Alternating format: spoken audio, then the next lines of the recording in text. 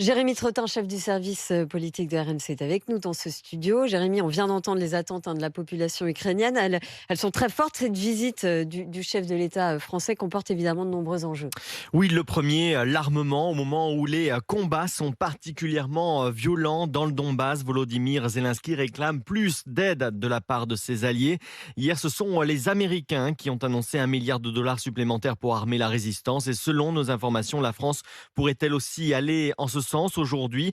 Des sources militaires évoquent notamment de nouvelles livraisons de canons César. D'un point de vue politique, le déplacement à Kiev du président aux côtés des dirigeants allemands et italiens est un geste fort, symbolique de soutien à l'Ukraine qui attend toujours l'ouverture des négociations pour son adhésion à l'Union européenne. Et dernier sujet brûlant au cœur de ces déplacements, la question du blé ukrainien bloqué dans le port d'Odessa qui menace le monde de pénurie, voire de famine. L'Elysée souhaite depuis plusieurs semaines régler ce dossier complexe. Pour cela, il faut déminer la mer Noire, trouver des assureurs pour les bateaux et lever les restrictions russes qui souhaitent contrôler les futurs navires. Condition tout simplement inacceptable pour la France. Jérémy Trottin, chef du service politique de RMC. On suivra évidemment en direct l'arrivée du président Macron sur le sol ukrainien.